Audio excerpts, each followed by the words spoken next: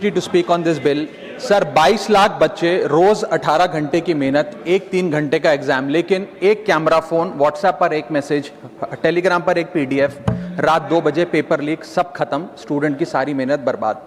Therefore, sir, I rise today to speak wholeheartedly in support of the students of India and to welcome the Public Examination Amendment Bill 2026. Sir, paper leak जैसी serious बीमारी का permanent इलाज करना होगा।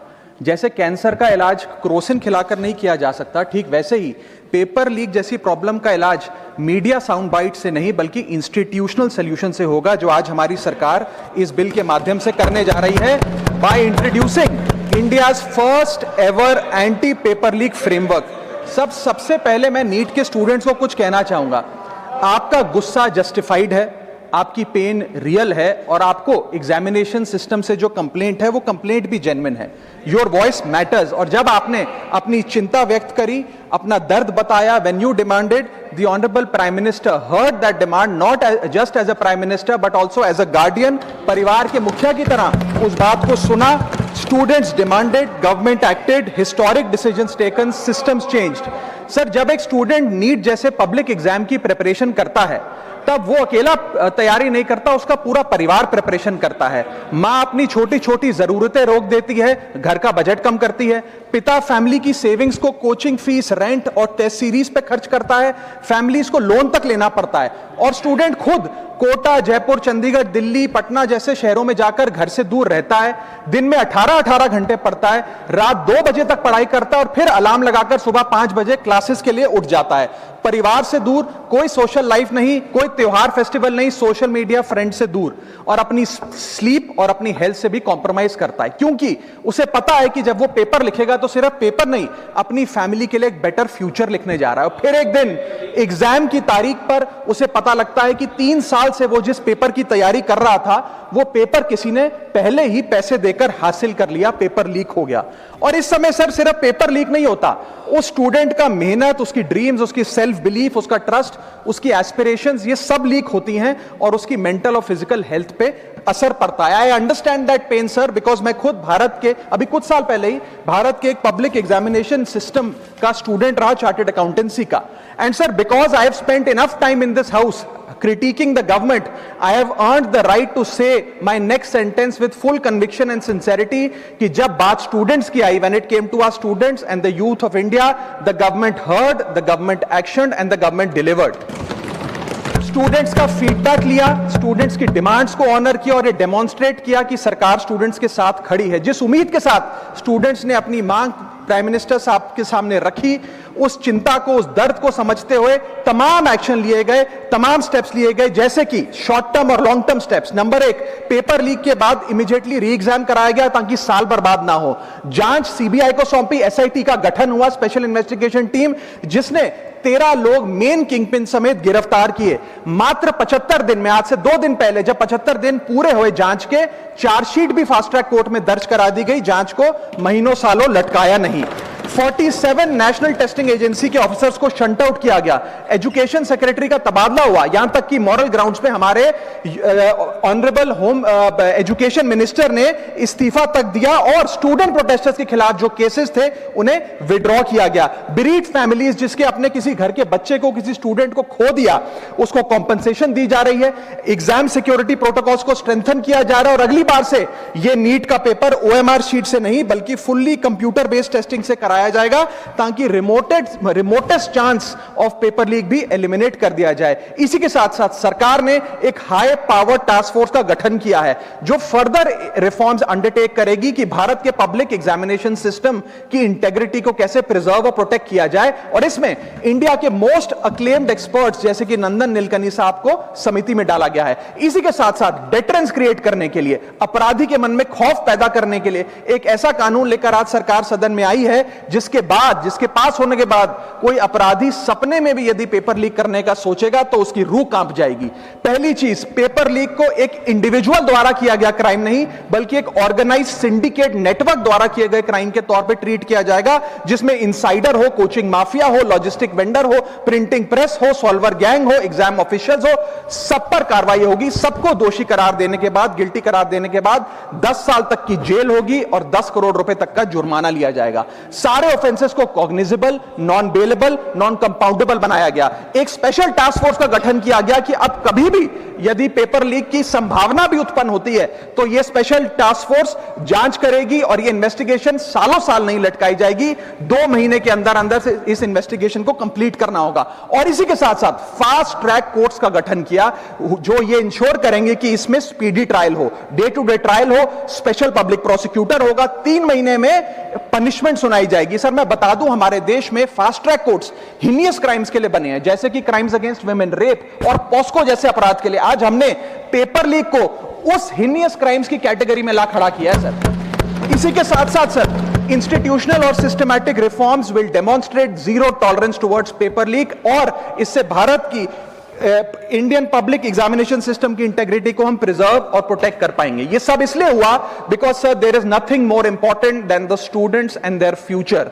Sir their voices mattered, their voices were heard and systematic and systemic changes have been brought in. उनकी आवाज को, students की आवाज को कोई पॉलिटिकल चैलेंज नहीं बल्कि एक परिवार की भीतर की चिंता की तरह समझकर, जैसे घर के बच्चे घर के बड़े से अपनी चिंता व्यक्त करते हैं, दर्द व्यक्त करते हैं, डिमांड्स रखते हैं, ठीक वैसे ही सरकार ने ये तमाम फीडबैक लेते हुए एक्शन लिया। Sir Benjamin Franklin American philosopher, statesman, diplomat रहे, उन्होंने कहा था well done is better than well said. सालों तक इस देश में पेपर लीक होता आया लेकिन सिर्फ डिस्कशन और सिर्फ साउंड बाइट हुई। आज एक्शन हो रहा है, सिस्टमैटिक रिफॉर्म्स आ रहे हैं और भारत का पहला एंटी पेपर लीक फ्रेमवर्क बनके तैयार है और आपके सामने है।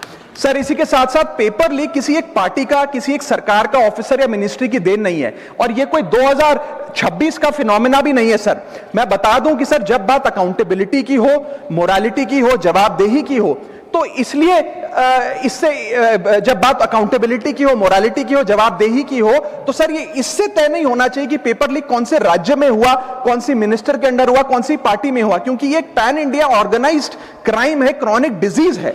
मैं ये बात इसलिए कह रहा हूं क्योंकि 19 जुलाई 2026 को, आज से मात्र 10 दिन पहले, पंजाब के अंदर एक फार्मेसी ऑफिसर रिक्रूटमेंट का एग्जाम हुआ। उसमें मैसिव इरेगुलरिटीज देखी गई, ब्लूटूथ डिवाइसेस के माध्यम से लाइव चीटिंग चल रही थी और चीटिंग सिंडिकेट वो चीटिंग फैसिलिटेट कराने के लिए 13 लाख रुपए का रेट चार्ज कर रहा था। यही नहीं सर, आम आदमी पार्टी की सरकार जब पंजाब में बनी तब से अभी तक नायब तहसीलदार के एग्जाम में इरेगुलरिटीज देखी गई और लार्ज स्केल चीटिंग हुई। पंजाब स्टेट एजुकेशन बोर्ड में 12वीं क्लास का इंग्लिश का पेपर लीक हुआ, पीएसटीटी स्कूल टीचर रिक्रूटमेंट का एग्जाम का पेपर लीक हुआ, पीएसएसबी के ग्रुप ऑफिसर के रिक्रूटमेंट का एग्जाम लीक हुआ, एग्रीकल्चरल डेवलपमेंट ऑफिसर के रिक्रूटमेंट का एग्जाम लीक हुआ और एक्साइज और टैक्सेशन इंस्पेक्टर की रिक्रूटमेंट की मेरिट की लिस्ट जब आई तो उसमें फर्जी नाम डाल के जारी कर दिया गया। सर मैं आ रहा हूं, अब मैं कांग्रेस में ही आ रहा हूं। आप कांग्रेस का सुनिए सर, ये मेरा समय खराब कर रहे हैं। आप बोले ना, बोले आप बोले। सर जब सर कांग्रेस की कर्नाटक में सरकार है, इसी साल जनवरी 2026 में एसएसएलसी का पेपर हुआ। इसी साल कर्नाटक में कांग्रेस की सरकार के अंडर एसएसएलसी का पेपर हुआ, पेपर लीक हुआ और वो पेपर ऑनलाइन 200 रुपए में स्टूडेंट्स को बेचा जा रहा था। हिमाचल प्रदेश में HP state selection commission recruitment exam का पेपर कांग्रेस के कार्यकाल में लीक हुआ। अब आप सुनिए सबसे चौंका देने वाली घटना, सर सबसे शॉकिंग और सैड बात यह है कि 2016 में कर्नाटक में जब कांग्रेस की सरकार थी तब वहां पे 12वीं कक्षा का प्री यूनिवर्सिटी कॉलेज का 12th का केमिस्ट्री का पेपर लीक हुआ। ये क्लासरूम का पेपर नहीं था सर, ये स्टेट बोर्ड एग्जाम था। ये स्टेट का एग्जाम जब पेपर लीक हुआ, बच्चे एग्जाम देकर घर आ गए, पता लगा पेपर लीक हो गया, पेपर कैंसिल कर दिया। 20 दिन बाद री एग्जाम कराया गया, री एग्जाम का पेपर भी लीक हो गया और उसके बाद रात को 3:30 बजे वो पेपर व्हाट्सएप पे घूम रहा था, री एग्जाम को भी कैंसिल करना पड़ा। इसके बाद जब जांच हुई, स्टेट सीआईडी ने जांच करी तो 3 लोगों को अरेस्ट किया, जिसमें कर्नाटक सरकार के मेडिकल एजुकेशन मिनिस्टर डॉक्टर शरण पाटिल का पीए खुद शामिल था। पीए 10-10 लाख रुपए लेकर पेपर लीक कर रहा था। उसके बाद जब मंत्री जी से पूछा गया कि आप इस्तीफा क्यों नहीं देते, आपकी मॉरल और डायरेक्ट जिम्मेदारी बनती है, आपके दफ्तर का आपका पीए पेपर लीक कर रहा है, आप क्यों नहीं इस्तीफा देते, तो उन्होंने कहा कि there is no question of resigning, अगर कुछ गलत हुआ है तो वो मेरे पीए का पर्सनल मैटर है, उसकी पर्सनल लाइफ है। वहां सर ऑफिस गवर्नमेंट का, डेजिग्नेशन गवर्नमेंट की, एक्सेस गवर्नमेंट का, बट अरेस्ट की बात आई तो पर्सनल लाइफ का मैटर है। और आयरनी देखिए, आज 2026 में कर्नाटक में फिर कांग्रेस की सरकार है और डॉक्टर शरण पाटिल फिर मंत्री हैं और उसी विभाग के मंत्री हैं, मेडिकल एजुकेशन विभाग के मंत्री। ये है स्टैंडर्ड ऑफ अकाउंटेबिलिटी।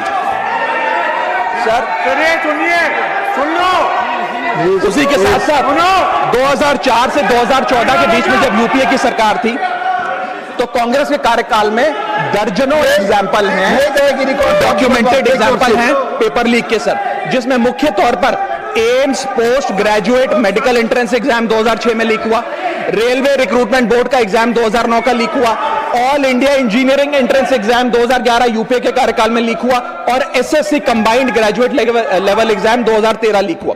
सर इस पीरियड में उस समय की यूपीए सरकार ने क्या किया? कोई अकाउंटेबिलिटी एस्टैब्लिश करी, कोई एग्जाम सिक्योरिटी आर्किटेक्चर को ओवरऑल करने के लिए कोई कानून लाए, कोई dedicated anti paper leak law लाए? कुछ नहीं लाए। सर मैं एक बात कहना चाहता हूं, सर पॉलिटिकल मेमोरी सिलेक्टिव हो सकती है, पब्लिक रिकॉर्ड सिलेक्टिव नहीं हो सकता। अगर नेशनल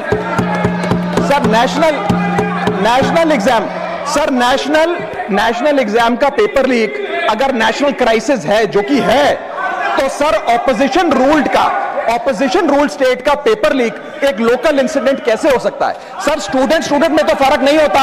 अगर नीट के स्टूडेंट्स का पेन जेन्युइन है, जो कि जेन्युइन है, तो सर पंजाब के फार्मेसी एग्जाम के स्टूडेंट्स का और कर्नाटक के एसएलसी एग्जाम के स्टूडेंट्स का पेन भी जेन्युइन है। स्टूडेंट का पेन पार्टी देखकर चेंज नहीं होता और ठीक उसी तरह रिफॉर्म और अकाउंटेबिलिटी भी पार्टी देखकर चेंज नहीं हो सकती। अब मैं स्टूडेंट्स के बारे में कुछ कहना चाहता हूं। सर देयर वॉइस मैटर्स, उनकी मांगे जायज हैं। सर स्टूडेंट्स द्वारा प्रोटेस्ट करना, सवाल पूछना, डिमांड रेज करना, कोर्ट जाना, पीसफुल मार्च निकालना, ये सब उनका संवैधानिक अधिकार है और ये करना भी चाहिए। लेकिन सर स्टूडेंट का प्रोटेस्ट स्टूडेंट का रहे, किसी पॉलिटिकल पार्टी की रैली ना बन जाए, वे अपना माइक किसी को आउटसोर्स ना करे, क्योंकि सर स्टूडेंट की लड़ाई तो एग्जाम सिस्टम को सिक्योर बनाने की है, नेताओं की लड़ाई अपनी सोशल मीडिया रीच बढ़ाने की है। सर जब पॉलिटिकल लीडर्स प्रोटेस्ट के टाइम पर बैरिकेड के आगे स्टूडेंट को भेज खुद कैमरे की सेफ साइड पे रहें, तो उनसे पूछिए कि रिस्क मेरा और रील तुम्हारी, ये पार्टनरशिप कैसी? सर स्टूडेंट का मूवमेंट स्टूडेंट के फ्यूचर के लिए है, किसी फ्लॉप पॉलिटिकल पार्टी के कमबैक के लिए नहीं है सर। और जो पॉलिटिकल पार्टी के अपने खुद के फ्यूचर का आता पता नहीं, वो स्टूडेंट के फ्यूचर की क्या लड़ाई लड़ेगी? सर स्टूडेंट्स को जस्टिस चाहिए, पॉलिटिकल पार्टी को फुटेज। स्टूडेंट को एग्जाम सिक्योर करना है, पॉलिटिकल पार्टी को वायरल क्लिप। स्टूडेंट का सवाल फ्यूचर का है, नेता का कैलकुलेशन अगले इलेक्शन का। इसीलिए मैं ऑपोजिशन पार्टीज को कहना चाहता हूं, don't use students emotion for your political promotion. ये लड़ाई बीजेपी वर्सेस कांग्रेस नहीं है, ये लड़ाई मेरिट वर्सेस माफिया की है, मेहनत वर्सेस सेटिंग की है। और सर एक बात और, सर आज हमारे स्टूडेंट्स पर पढ़ाई का बहुत स्ट्रेस है। हमारे समाज ने, हमारी सोसाइटी ने आज बच्चों का, क्योंकि हम बेस्ट चाहते हैं, अपनी बच्चों से पढ़ाई संबंधित एक्सपेक्टेशन को प्रेशर में बदल दिया है। और ये प्रेशर सर स्कूल से ही शुरू हो जाता है। जब बच्चा 10वीं क्लास का बोर्ड का एग्जाम दे रहा होता है तो बोला जाता है ये क्रिटिकल ईयर है, अच्छे मार्क्स लाने हैं, नहीं तो स्ट्रीम नहीं मिलेगी, पूरा करियर बर्बाद हो जाएगा। 12वीं क्लास में जाता है तो प्रेशर और बढ़ता है, बोला जाता है ये लाइफ का टर्निंग पॉइंट है, आगे की जिंदगी कैसे डिसाइड होगी। जेई, नीट, सीयूईटी, तमाम एंट्रेंस एग्जाम की तैयारी का प्रेशर अलग। और सर जब कॉलेज पहुंचता है तो एक अलग ही लेवल का प्रेशर होता है। उसको बोला जाता है सीजीपीए ठीक रखो वरना प्लेसमेंट नहीं मिलेगी। ये पूरी लाइफ का सवाल है, करियर का सवाल है। हर स्टेज पर प्रेशर का सिलेबस बढ़ता जाता है। और ओवरऑल सर इंडिया में कंपटीशन बहुत फास्ट स्पीड पे बढ़ रहा है, लेकिन उसी के साथ साथ कंपैरिजन भी बहुत फास्ट स्पीड पे बढ़ रहा है। सबसे पहले जब बच्चा स्कूल जाता है तो अपने स्कूलमेट्स, क्लासमेट से कंपैरिजन होता है। कोचिंग सेंटर जाता है तो वहां कोचिंग सेंटर के स्टूडेंट से कंपैरिजन होता है। ऑल इंडिया रैंकर से कंपैरिजन कंपैरिजन होता है, घर आता है तो पड़ोसी और रिश्तेदारों के बच्चों से कंपैरिजन होता है। ये कंपैरिजन मोटिवेशन नहीं सर, प्रेशर और स्ट्रेस में बदलता जा रहा है। सर जैसे 3 इडियट्स पिक्चर में कहा था ना, काबिल बनो, कामयाबी झक मारकर पीछे आएगी, ठीक उसी तरह समाज को, हम सबको, अगर कोई स्टूडेंट चिंतित दिखे, स्ट्रेस में दिखे, उसे कहना चाहिए कि एग्जाम इंपॉर्टेंट है लेकिन तुम एग्जाम से ज्यादा इंपॉर्टेंट हो सर, क्योंकि घर स्टूडेंट का सेफ स्पेस होना चाहिए सर, दूसरा एग्जाम सेंटर नहीं। और एक रैंक सर, एक रैंक रिजल्ट डिसाइड कर सकती है बच्चे का, उसका फ्यूचर नहीं, वैल्यू नहीं, उसकी पूरी जिंदगी नहीं। और अंत में sir, I just take 1 more minute sir, अंत में मैं अपने वेल विशर्स को भी कुछ कहना चाहूंगा जो पिछले कुछ समय से मुझे कह रहे थे कि राघव आप नीट के इशू पर कब बोलोगे, आपको हम सुनना चाहते हैं। मैं बड़ी हम्बली कहना चाहता हूं सर, जब मैं ऑपोजिशन में बैठता था तब सवाल मेरा हथियार था, आज मैं ट्रेजरी बेंचेस पर बैठता हूं, आज सोल्यूशन मेरी जिम्मेदारी है। मैं भी रोज कैमरे के सामने आकर साउंड बाइट दे सकता था, लेकिन मुझे हेडलाइन नहीं सर, मुझे आउटकम चाहिए। और जब मैं ऑपोजिशन में था तब मेरा काम इशू रेस करना और सवाल उठाना था, और पूरा सदन, और आप जानते हैं मैंने वो काम पूरी ईमानदारी से किया। लेकिन आज मेरा रोल कैमरा के सामने अटेंडेंस लगाने का नहीं है, मेरा role is, my focus is to fix the system. इसीलिए मैंने अपने आप से एक वादा किया, I made a promise to myself कि मैं इस मुद्दे पर पार्लियामेंट में बोलूंगा, और उस दिन बोलूंगा जिस दिन हम प्रॉब्लम सॉल्व कर रहे होंगे, सोल्यूशन लेकर आएंगे, when the system is getting fixed. And today is that historic day when the system is getting fixed. और सर, बिकॉज आज जो रिफॉर्म्स हम लेकर आए हैं, जो सरकार सदन में लेकर आई है, वो इतने जरूरी हैं क्योंकि इन रिफॉर्म से सिस्टम और मजबूत होगा, पेपर और सिक्योर होगा, एग्जाम फेयर होगा, मेरिट का सम्मान होगा, माफिया जेल में होगा, सरकार पहरेदार होगी, कार्रवाई दमदार होगी, स्टूडेंट्स की जीत होगी, माफिया की हार होगी। जय हिंद।